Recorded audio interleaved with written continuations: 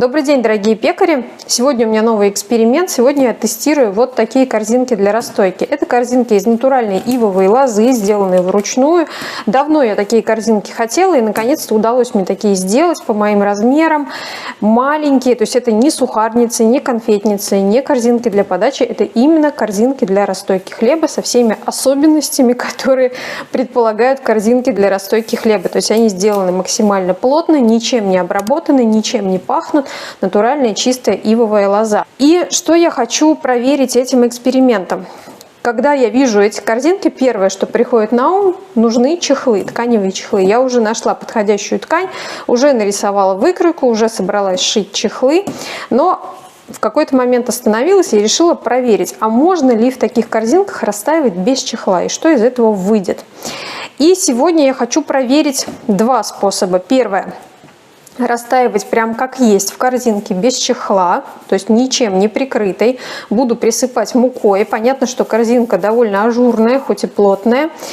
И насколько тесто вообще сможет выйти из этой корзинки, я хочу проверить. И здесь будет тесто поплотнее. И во второй корзинке я буду расстаивать не совсем без чехла, с тоненькой-тоненькой прокладочкой. В качестве прокладочки буду использовать вот такую одноразовую медицинскую шапочку. К ним не прилипает. И почему именно такую вот тоненькую шапочку я хочу использовать? Мне интересен вот этот рисунок корзинки. Я хочу, чтобы он сохранился на готовом хлебе. Если я застелю здесь плотной тканью, льняной, либо хлопковой, понятно, что никакого рисунка не будет, будет просто ровная заготовка. А мне хочется, чтобы все-таки отпечаток вот этой лозы остался на хлебе. И насколько это получится, я сегодня проверю. То есть у меня две задачи. Первая – посмотреть, не прилипнет ли мое тесто к корзинкам, возможно ли их использовать без тканевого плотного чехла.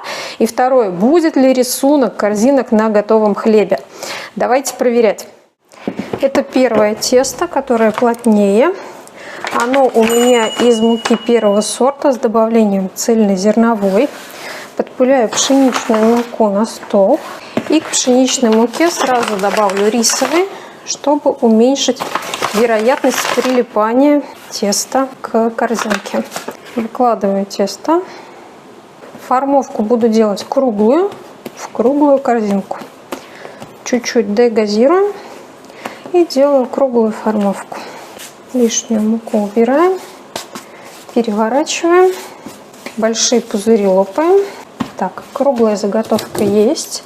Беру круглую корзинку, обсыпаю ее мукой.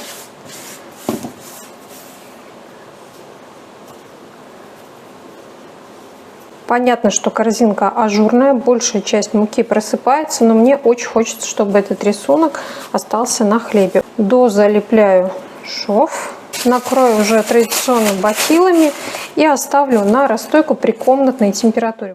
Достаю второе тесто. И сейчас будем его формовать. Подсыпаю на поверхность пшеничную муку, подсыпаю на стол и выкладываю тесто. Убираем с рук лишнюю муку, распластываем. Немножечко дегазировала, растянула по столу и делаю формовку батард. Такой вот толстенький получился батард. Беру корзину. Эту корзину я застелю одноразовой шапочкой, вот такой прозрачной.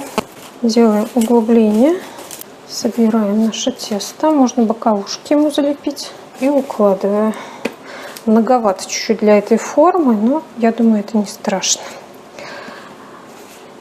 Сформовала, сейчас накрою и оставлю на расстойку, а потом посмотрим, что же получится. Прошло у меня около 2 часов расстойки. Второй хлеб я отправила в холодильник до утра, а этот сейчас испеку. Расстойка была теплая. Выкладываю на бумагу. Бумагу использую второй раз. Пекла на ней ватрушки. Посмотрим, сможет ли тесто выйти из этой формы. Смогло. Немного прилипло, но тем не менее вышло. И рисунок, кстати, да, остался. Сильно обтряхивать не буду.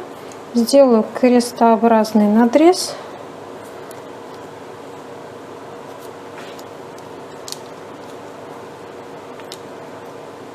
Все, и отправляю выпекаться. Хлеб у меня испекся. Немножечко не добродил, судя по разрывам. Но я думаю, это не страшно. Остался красивый рисунок. рассмотрим поподробнее, когда остынет. Да, рисуночек от корзинки остался. Нравится мне красивый нарядный хлеб. Давайте разглядим получившийся хлеб. Смотрим на бока. Вот здесь и здесь мы видим отметины корзинки, как я и хотела.